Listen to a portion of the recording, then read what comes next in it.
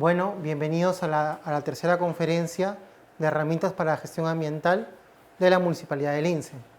Me han pedido que les hable de las nociones acerca del manejo de los residuos sólidos. Veamos la siguiente diapositiva, por favor.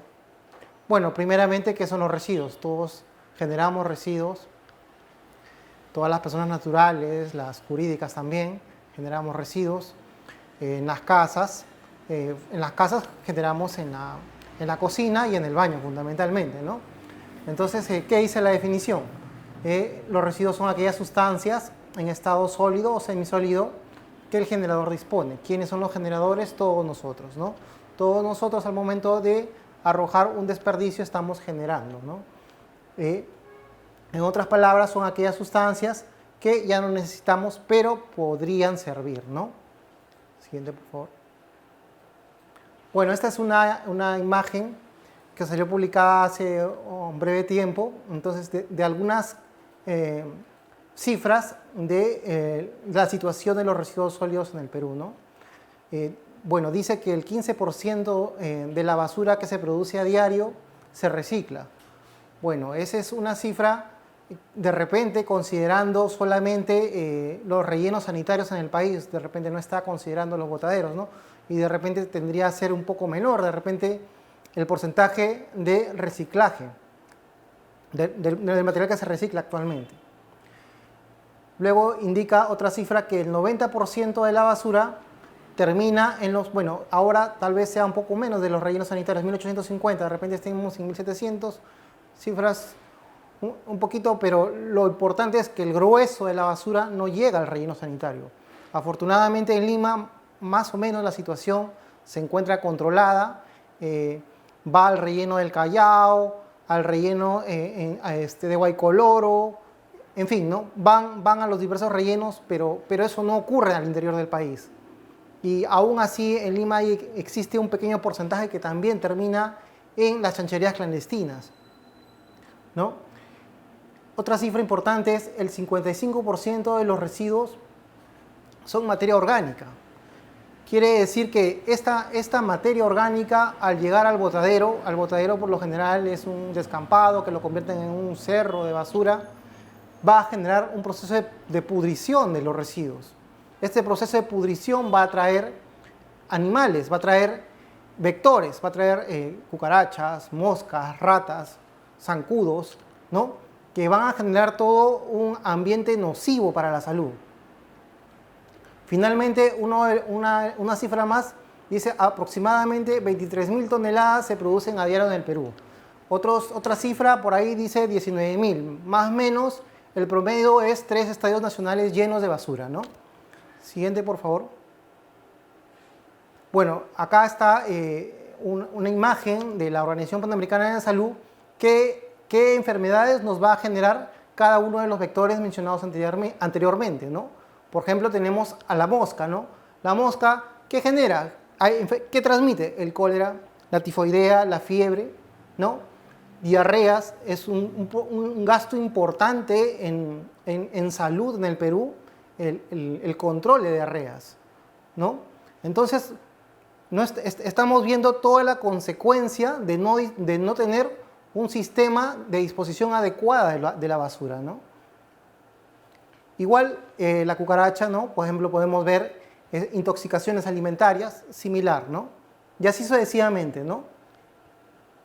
Siguiente, por favor. ¿Cuánta basura generamos en promedio los peruanos?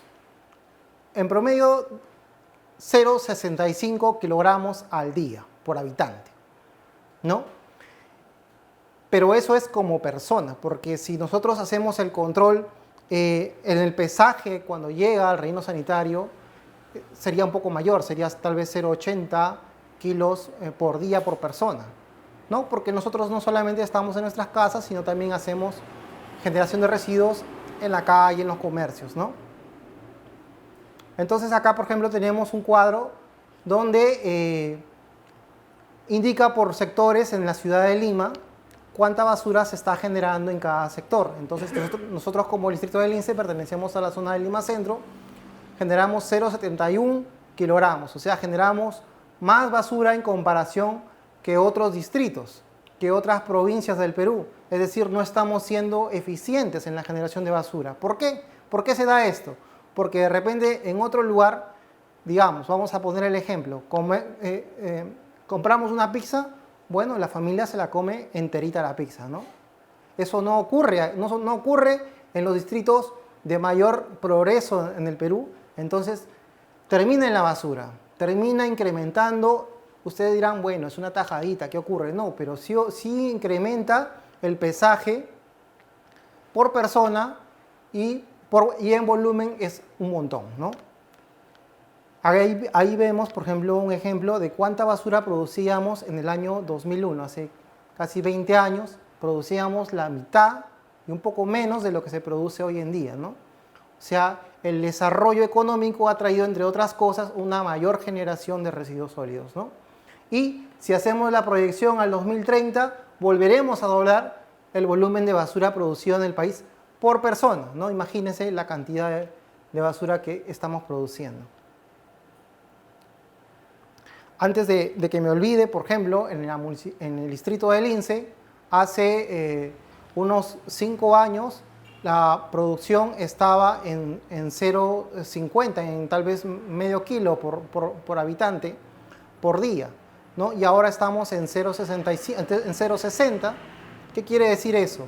Que hemos incrementado en 20% la generación de basura por persona en el distrito. Eso es un volumen bastante, ¿no? Un volumen importante que habla un poco del progreso económico y también de que no somos lo suficientemente responsables de segregar y aprovechar responsablemente esos residuos, ¿no?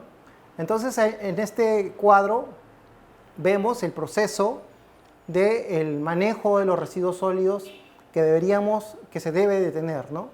En el primer escalón está la generación de residuos sólidos, ¿no?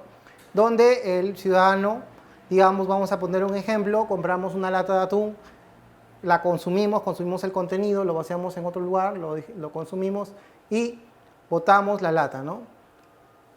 Esa lata va a una segunda fase que es un almacenamiento temporal, ¿no?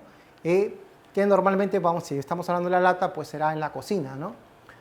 Culminado el día, de manera ideal, al anochecer, esa lata, vamos a colocar la bolsita de basura en la puerta de nuestros domicilios, correctamente cerrada, o si es un papelito que tenemos en el bolsillo y pasamos por la calle y vemos una papelera, lo disponemos, ¿no? Esa sería la etapa de almacenamiento. En la etapa de almacenamiento sigue lo que es el barrido y la limpieza, ¿no? Como tercera etapa. Obviamente las municipalidades del país tienen que hacer diariamente el servicio de barrido y recolección, ¿no? No solamente es la basura que la gente, digamos, arroja, sino que también hay la tierra y todo eso hay que barrerlo de manera diaria, ¿no? Luego viene una cuarta etapa, que es la recolección y el transporte, ¿no? Supuestamente, si nosotros hemos dispuesto en el almacenamiento correctamente, lo hemos cerrado correctamente la bolsa y colocado a la hora que deberíamos haberlo colocado y no a cualquier hora del día, el camión va a pasar, lo va a recoger y se lo va a llevar fuera del distrito. En la imagen se muestra como una etapa separada el tratamiento y reciclaje. Sin embargo, tratamiento y reciclaje considero de que de repente no es la figura más exacta y debería estar separado, ¿no? No ahí, sino en la generación, ¿no? El tratamiento y reciclaje la segregación y el reciclaje debe darse en la generación. Posteriormente los camiones compactadores van a la planta de transferencia, si es que existe planta de transferencia, donde la idea es de que como pase el contenido de la compactadora a un camión madrina, o sea, un camión de grandes dimensiones, para hacer más eficientes los costos de transporte de los residuos hacia el relleno sanitario, ¿no? Y finalmente llevarlo al relleno sanitario a la disposición final. Siguiente. Bueno, esta es otra imagen similar de la generación responsable de los residuos sólidos. Y acá se ve claramente que debe haber dos cadenas, ¿no? Una cadena para los residuos aprovechables y una cadena para los residuos no reaprovechables. Hablábamos al comienzo de casi el 50%, un poco más de la mitad de los residuos sólidos son orgánicos. Los residuos orgánicos son reaprovechables. El problema es que no los estamos separando, no los estamos transportando de manera conjunta, entonces al mezclarse con otro tipo de residuos ya hace inviable su reaprovechamiento, ¿no? Entonces, los residuos aprovechables, tanto orgánicos como inorgánicos, deberían tener, de acuerdo con la imagen, un tratamiento diferenciado y poder bajar nuestros volúmenes de residuos sólidos, ¿no? Siguiente, por favor. En esta imagen podemos apreciar de mejor manera cómo, posterior a la generación, hacer la segregación de los residuos sólidos de acuerdo a su naturaleza, ¿no? Y almacenarlo en contenedores diferenciados, ¿no? Posteriormente vendrá el reciclador o la unidad de transporte de reciclaje o la empresa de reciclaje que haga la recolección y el manejo adecuado, la valorización de los residuos y entre, porque al momento nosotros de segregar solamente es una parte de la cadena de reciclaje, ¿no? Entre a un proceso de valorización todos esos residuos que hemos dispuesto, que deberíamos disponer adecuadamente, ¿no? Siguiente, por favor. Entonces, siempre nos han hablado de los buenos hábitos esperados para la disposición de los residuos sólidos. Un primer hábito es la reducción, la minimización de la generación de residuos sólidos, ¿no? Muchos residuos que nosotros arrojamos todavía son aprovechables. Entonces, y tienen una segunda vida en nuestro domicilio, que simplemente que los arrojamos sin pensar, ¿no? Y también la reducción habla un poco de, nosotros lastimosamente vivimos en un mundo consumista, ¿no? De limitar nuestro consumo, ¿no? Una segunda R nos habla de la reutilización, lo que estaba comentando. Todos los productos podrían tener un segundo uso, ¿no? Por ejemplo, podríamos hablar de los ecoladrillos, ¿no? Que es llenar las botellas de plástico de contenido de residuos, de manera de que podrían servir para construir otras estructuras y, en fin, podríamos dar muchos ejemplos de reutilizar diversos productos como botellas, como envases, como cajas, como, en fin, ¿no? Zapatos, en fin. Y finalmente el reciclaje, ¿no? Con el reciclaje hablamos ya de separar los productos por su naturaleza, ¿no? Separar los vidrios, los cartones, los plásticos, ¿no? Siguiente, por favor. Y en esta imagen vemos claramente los colores que uno debe asociar al reciclaje, ¿no? El color verde para los productos que son visibles de ser reaprovechados, inorgánicos. El color marrón, que son para el material orgánico. Bueno, al contenido rojo, la bolsa roja se asocia a productos peligrosos y normalmente no está en nuestras casas, pero está en establecimientos de salud u otros laboratorios, otros establecimientos veterinarios, establecimientos de esa naturaleza, donde nosotros debemos asociar que si es rojo, no debemos arrojar residuos ahí, que es especialmente diseñado para residuos peligrosos. Y el contenedor negro, ¿no? Que es para lo que ya no es aprovechable, ¿no? Siguiente, por favor. Bueno, y entonces ahí tenemos el listado de los materiales que nosotros podemos aprovechar. Tenemos el vidrio, el papel, los restos orgánicos, los plásticos. Todos esos materiales son los materiales que se generan de manera regular y que muchos de ellos son reaprovechables. Siguiente, por favor. En esta imagen podemos ver cómo debemos aprovechar correctamente los residuos. Por ejemplo, el papel, ¿no? Mucha gente que participa en el programa de segregación en la fuente de las municipalidades agarra un papel de periódico, lo arruga y me dice, toma, acá tengo tu reciclaje. Ese papel no nos sirve. El papel tiene que estar adecuadamente doblado, como ven en la imagen, y de esa manera, haciendo economía de escala, el reciclador va a poder venderlo y darle que entre en la cadena de valorización, ¿no? Y otras cosas que indican, ¿no?, que otras cosas son factibles de reciclar: botellas y envases de vidrio, las latas, como comentamos, el Tetra Pak, plástico y cartón. Pero hay muchas personas que asumen que hay productos que son reciclables y que no lo son, y eso es importante recalcarlo. Asumen que el Tecnopor es reciclable, no lo es. Asumen que las bolsas de plástico, nos entregan bolsas de plástico muchas veces cuando vamos a recoger el reciclaje. Entonces las bolsas de plástico no nos sirven, ¿no? El papel sanitario ya mojado, ya imposible de usarlo, eso no es reciclable, ¿no? Y acá vemos que la municipalidad, bueno, ya reinició las actividades de reciclaje, producto de la situación en la que habíamos estado, ¿no? Bueno, esa es la composición promedio de los residuos municipales en el país, ¿no? Una gran porción, la mitad, como comentábamos, era orgánico, y podemos ver que hay casi un 30% de materiales que son reciclables, que tenemos el plástico, el vidrio, el aluminio, el cuero, ¿no?, que son reaprovechables. Siguiente, por favor. Entonces, mucha gente, no es necesario que yo separe que lo hagan los recicladores. Falso. Sí es importante. Nuestra acción ejerce una diferencia en la cadena de reciclaje. ¿Por qué condenar a los recicladores a estar rompiendo bolsas, a exponer su salud a vidrios, a cortarse, a jeringas, cuando nosotros podemos separarlo en casa y entregárselo de manera diferenciada? Siguiente.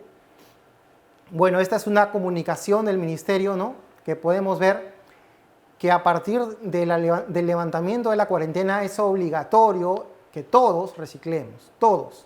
Todos somos generadores, dice, todos deben obligatoriamente segregar en la fuente los residuos sólidos que generan. Entonces ya no es un si yo quiero, sino es nuestra obligación.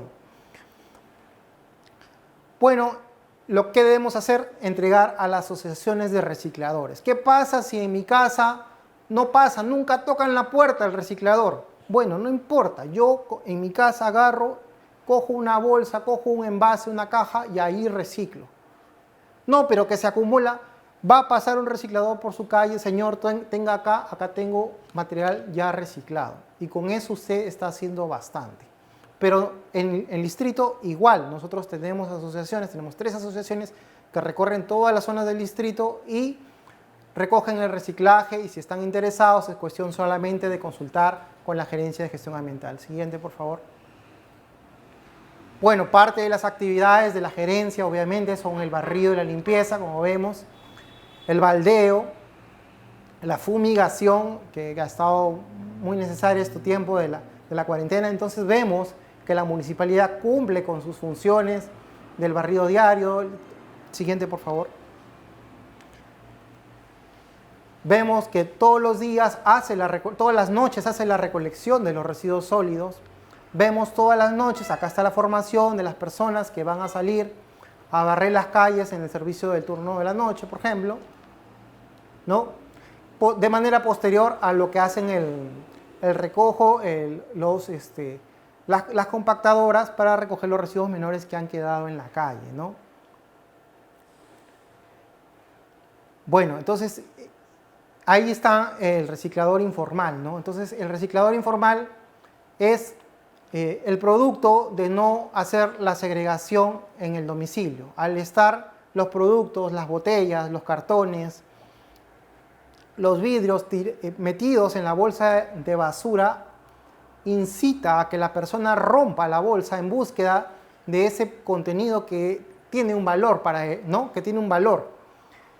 Incita a que estas personas tengan que trabajar por largos turnos nocturnos, ¿no? En busca de eso, y nos obliga a tener que limitar su accionar, ¿no? O sea, tratarlos de una manera casi delincuencial cuando no es la idea, ¿no? Entonces, la idea es empadronarlos, capacitarlos y que participen del programa de segregación en el distrito, ¿no? Que se hace de manera establecida, no tiene sus horarios. Siguiente, por favor.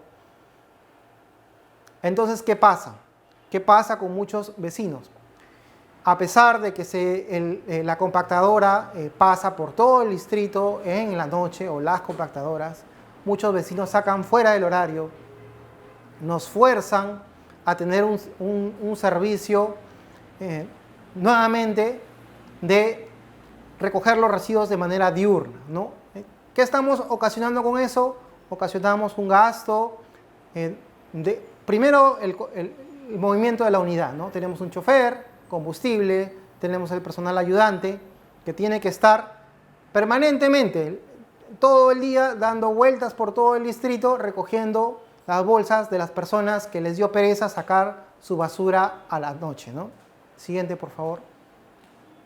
La municipalidad también tiene que asumir los escombros. Mucha gente hace una obra menor y supone que la municipalidad tiene que recoger esos escombros, esos pedazos de concreto. Eso no entra en la compactadora. La compactadora se va a malograr si eso lo carga. Entonces, el servicio de recolección y transporte del distrito no lo va a recoger y nos obliga a tener sobrecostos teniendo que cargar con eso. Entonces, todos los vecinos, ni bien observen a personas sacando escombros, no duden de denunciar a esa persona, ¿no? Porque nos genera un problema de mala imagen del distrito y a veces incluso pasan días, incluso hasta que se pueda recoger esos escombros, ¿no? Siguiente, por favor. Finalmente, publicamos de manera constante que saquen su basura en el horario indicado, que es de 8 a 9 de la noche en el distrito del Lince, con su mascarilla, echando alcohol a la bolsa de basura, con la bolsa correctamente cerrada, ¿no? A veces muchos negocios colocan una bolsa con textura delgada para los residuos. ¿Y qué pasa? La dejan y producto del peso, del volumen que tienen, se rompe la bolsa o se empieza a escurrir los residuos, ¿no? Y acá, por ejemplo, podemos ver que en algunas zonas tenemos lo que son los contenedores soterrados del distrito, que como pueden ver, la municipalidad periódicamente los deja limpios. Entonces, solamente aquí hay que disponerlos correctamente, ¿no? Abrir el contenedor, introducir tu bolsa de basura y cerrar el contenedor. Pero tenemos esa mala costumbre de dejarlo en la puerta del contenedor, obligándonos a dar repasos de baldeos, de barridos, ¿no? Lo cual también genera sobrecostos. Bueno, eso sería todo. Muchas gracias. Bueno, ahí está mi correo para cualquier consulta. Muchas gracias por su